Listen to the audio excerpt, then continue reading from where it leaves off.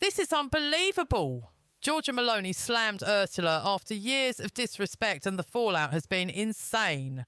Ursula has not made it a secret what she thinks about Meloni.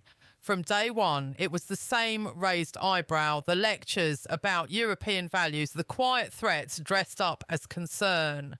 Every time Meloni pushed back on migration, budgets or national control, Ursula was right there, wagging a finger from Brussels, like Italy was a misbehaving student who needed to be corrected, always smiling, always responsible, always talking about unity while pulling strings behind closed doors.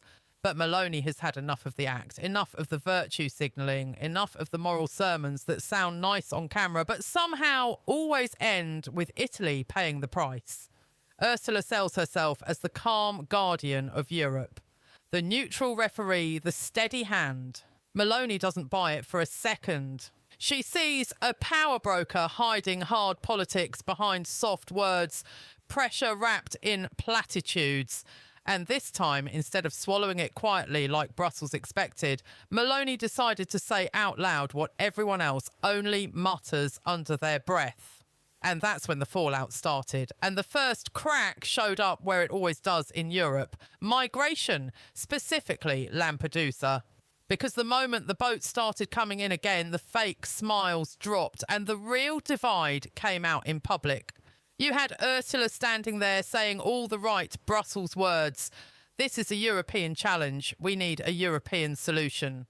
More plans, more coordination, more shared responsibility. Sounds nice. Very polished. Very on brand. And then you had Meloni standing on Italian soil, looking at the numbers, the overcrowding, the pressure on local communities, and basically saying, hold on a second. Italy cannot be the waiting room for the entire continent. Meloni didn't buy all the virtue signalling, and you could see it on Ursula's face when she realised that this wasn't going to be another photo op where Italy nods politely and takes the hit. There was a pause, that split-second pause where surprise turns into irritation. Because Meloni didn't soften her words, didn't defer, didn't thank Brussels for support. She pushed back, publicly, firmly, almost daring anyone to challenge her. Ursula's reaction said more than any statement. That tight smile, that sideways glance, the kind of look that says, who does she think she is?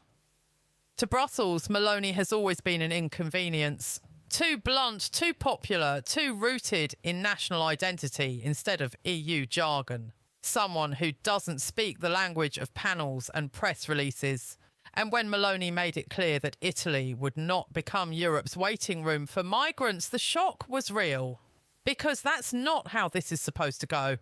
Meloni sees Ursula as the ultimate symbol of that world, the virtue signalling technocrat who talks about solidarity while expecting border countries to absorb the consequences. Ursula talks about unity, but Meloni hears hierarchy. She hears Italy being talked at, not with. And she's had enough of being treated like the unruly one at the table who needs to be managed rather than respected. That exchange cracked something open. From that point on, this wasn't policy disagreement anymore. It was a clash of worldviews, Brussels authority versus national sovereignty, elite consensus versus voter anger. And for the first time, Ursula wasn't dealing with a leader who would quietly swallow it. She was facing someone who wasn't impressed, wasn't intimidated, and wasn't interested in playing nice anymore. But the tension didn't stop at migration. If anything, it spilled into one of the most explosive arenas of all, defence and military policy. Ursula had her sights set on Europe becoming a defence superpower, championing the €800 billion Readiness 2030 plan. More money, more EU control, more centralised strategy. In Brussels, this was sold as bold leadership. To Meloni, it looked like a debt trap and a power grab. She didn't want Italy saddled with massive new obligations while the US, NATO's backbone, was still the one footing the lion's share of the bill. And then there was Ukraine. Ursula pushed hard for coordinated troop deployments and shared responsibilities across EU capitals. But when Italy refused to send extra troops, Meloni didn't shy away from calling it out publicly, firmly. She framed it as a matter of national interest, NATO first, EU second.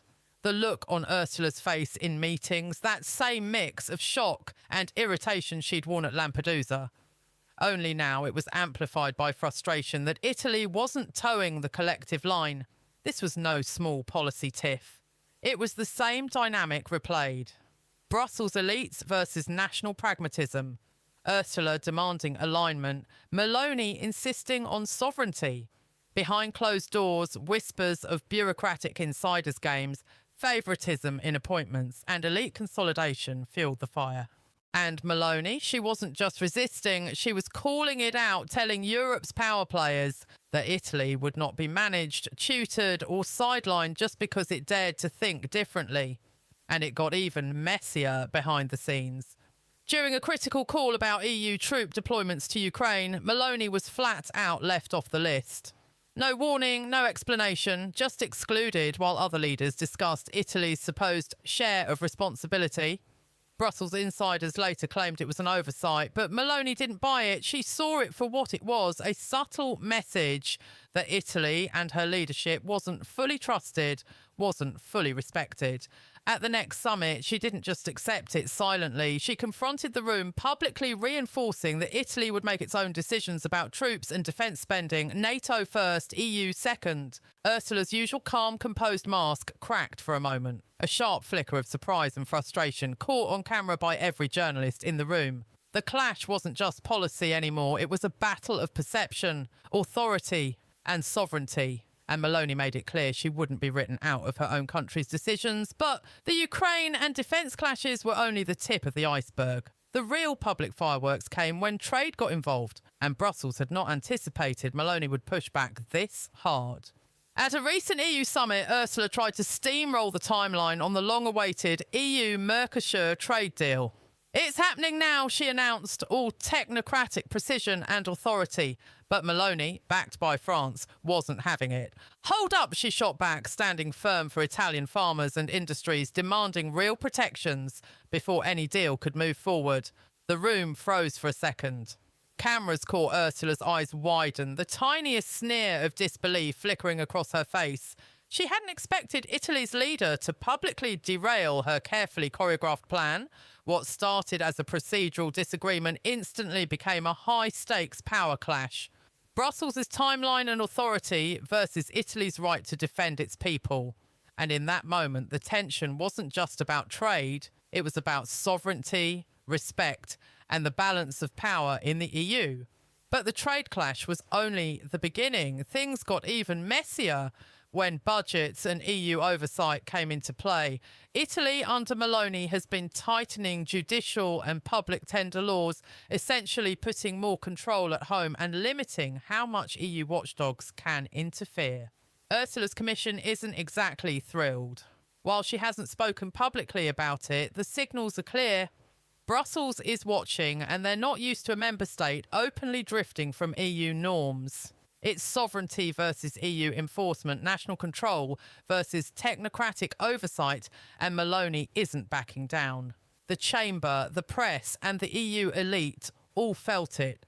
Italy is no longer the quiet follower in Brussels' game. Meloni is making it clear that she answers first to Rome, to Italian citizens, and to no one else. And that's why this tension isn't just about laws or trade or budgets. It's about the future of Italy's influence in the EU. This is the story that's shaking Brussels to its core. Meloni isn't just pushing back, she's rewriting the rules of engagement.